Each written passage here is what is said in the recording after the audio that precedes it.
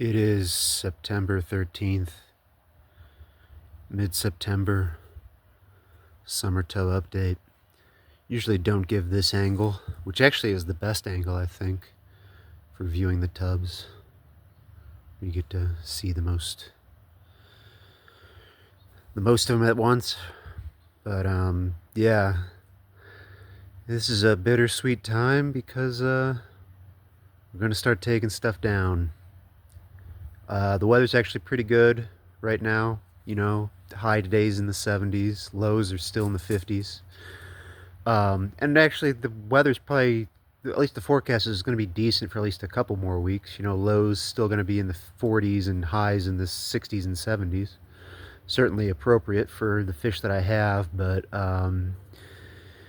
with this many tubs, yeah, you can't leave them out and just take them down in one weekend. You got to kind of take them down in sequence. So I'm starting now, especially because, you know, well, next week is the equinox, and it's getting to the point where there's just not that much time of the day, especially with when I go to work and come home from work. You know, there being enough light to get feedings in. So anyway, today the tubs I am planning to take down, as per my usual procedure, and you can see I've got the concrete mixing tubs for the plants, and, you know, siphons and assorted other accoutrements for breaking down tubs. But the first tub that is going down will be the 110-gallon Skiffia tub. As per my usual procedure, I take down the ones that I don't think produced first. So I don't think there's anything in here, but we will see. The other kind of duddy tub that's going to be taken down today is the domestic platy tub. I don't think this produced either. So that'll go down, and then I will, which I do think produced, I will take down the Florida Flagfish tub, just because I don't think they are going to be doing a whole lot as these temperatures go down growth-wise. And they grow really slowly anyway, so there's not really a benefit to leaving them outside at this point. As you can see, because, you know, about 11 o'clock in the morning here, so getting close to midday, these tubs are in the shade. I'm probably going to leave the Hikari Medaka tub and the Valencia tub until next week to take down, although I might do the Hikaris today if I have enough time. But I do want to take down the Aphanius vladykovi tub today, just because, you know, this is the first year in several years that I've had good production from it, and I just wanted to, you know, see what I produced. Well, really what they produced. They did most of the work. I just fed them, set them up and fed them. But yeah, it's kind of what's going on. And oh yeah, I want to show this Halloween tub. You know, for a lot of the season it was green water, and of course right at the end of the season it clears up and is now extremely clear. But yeah, you can see all the different Halloweens and their various variants that they've thrown off. They're not as colored up as they will be next year. I found that yeah, when you put them out for the second summer, they tend to get even more intense than they are now. But yeah, it's I will be back once I have broken down some tubs. Anyway, yeah, well, this will be instantaneous for you, but it's probably going to be an hour plus for me. Okay, so I have to come back here to just show the absolute madness that is this orange mint that's been growing so well all summer. Look at this root mass. Try to give it some perspective. Look at that. That is insane. That is nuts. I mean, it's filled the whole tub. But yeah, I mean, it's just, that is a solid, it's you know, over a foot of just deep of just pure roots. Yeah, that's pretty crazy. Actually, and I'm gonna show how I take down like the process I do for a tub, but I'm gonna do that with a tub that's simpler to take down than this one's gonna be. So anyway, see ya. Here's some scale for that giant mint plant. That's a 5-gallon bucket right there. And a cat for scale with this mega mint that I couldn't eat. I had to take out the sweet flag with it because it's grown so intertwined with the sweet flag that I'm going to have to cut the sweet flag out of it. Anyway, it's madness, I tell you, madness. But then, you know, once I pulled it out, I mean, you can see the pot of valsnaria in there, but yeah, you can see that was basically all the biomass in this tub in that one plant.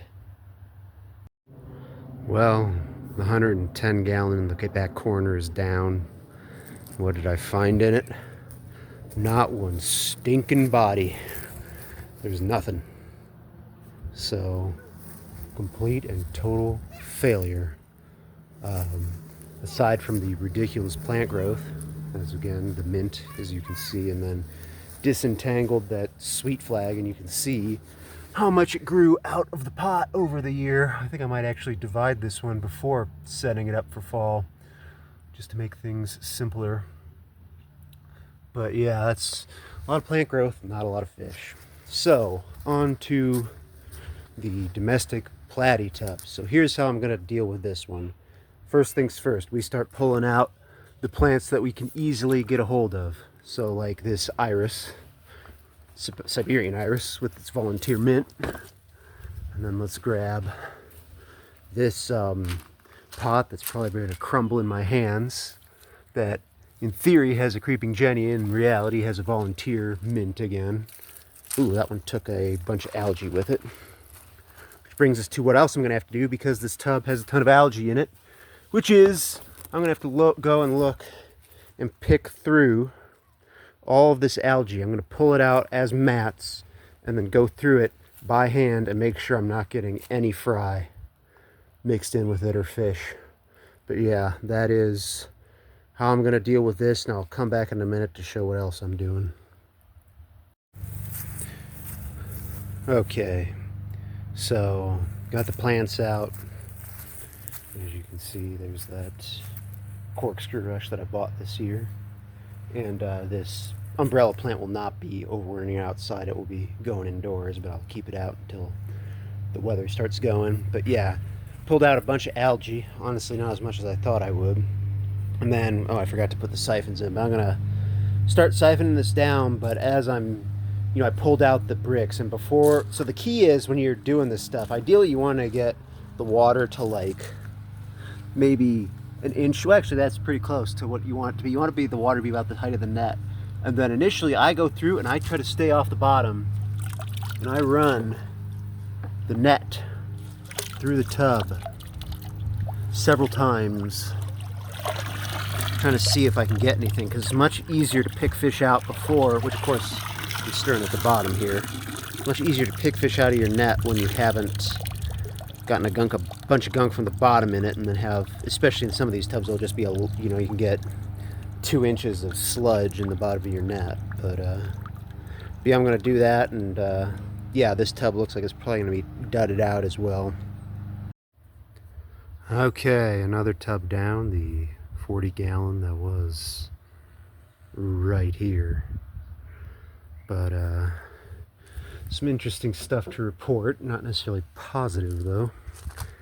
As you can see, we recovered one of the breeders, the yellow Variatus type. I mean, it's domestic, so it's really a hybrid of probably Variatus helleri and what do you call it, maculatus. But as you see, we recovered one of the breeder females, but not the male or the other tuxedo breeder female. You see in there, there's several large, let me just put this here so I don't have to hold it at an awkward angle.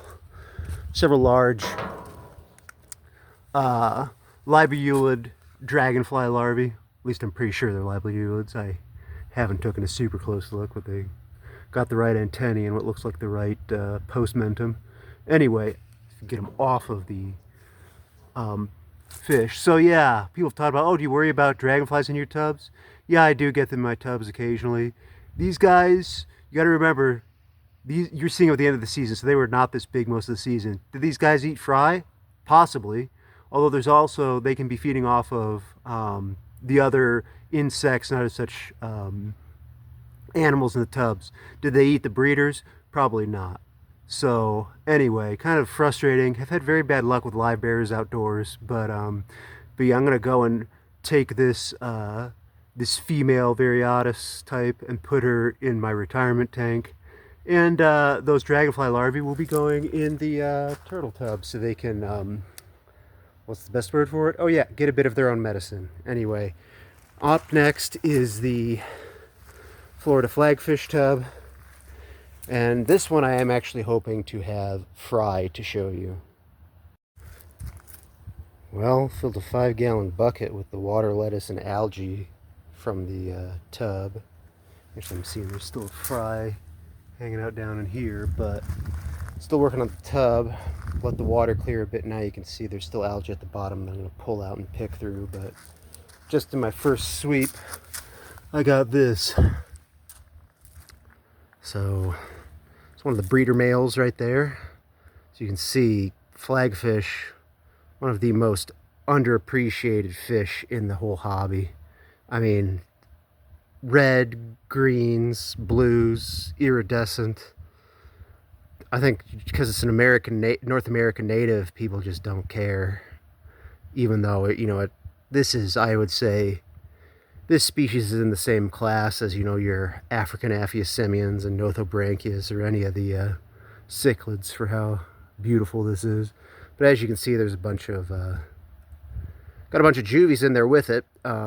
Most of them are like a 1/4 inch or less. I mean, some of them are probably, getting towards 3/8 of an inch. But yeah, a bunch of little guys, which isn't surprising. The flagfish just grow super slowly, at least up here. Probably because we don't have the temperatures. Because, they come from little shallow water bodies in Florida where they're probably, getting, 90-degree temperatures regularly during the summer. But yeah, it's kind of brutal to go and pull them out of the tub because they just are all in the algae. So you have to pick through the algae manually by hand and pick out every single little one of these guys. But yeah, they'll be going in. I've got a green water tank already ready for them. So even though they're small, they should do okay. Anyway, back later. Okay. Got done processing the Jordanella tub. You probably really can't see them, but there are dozens of little guys in here. I also recovered all of my breeders. Jordanella are pretty long-lived killifish and pretty robust. Hello. So yeah, I'm gonna bring these inside and start acclimating them to the tank water that they're going into. I know some people don't acclimate when they pull stuff in from tubs. I have found I've had losses if I don't, so I will, just add, slowly, not like with a drip or anything, just, every 10 minutes add, half a gallon or a gallon of tank water to the bucket just to get them acclimated. But anyway, I think that's going to be it for today. I'm not going to deal with the vladykovi tub today just because dealing with that Jordanella tub took a while and was pretty tedious, going through, having to pick through algae and everything. And this has got, oh yeah, you can see it. There's a shitload of algae growing in between the water lettuce. So yeah, not dealing with that today. If I don't get to it tomorrow, I will probably next weekend. And at some point, well, definitely next weekend, I will be taking down the 3 Aphanius mento tubs. Anyway, let me know how your tub season's wrapping up later.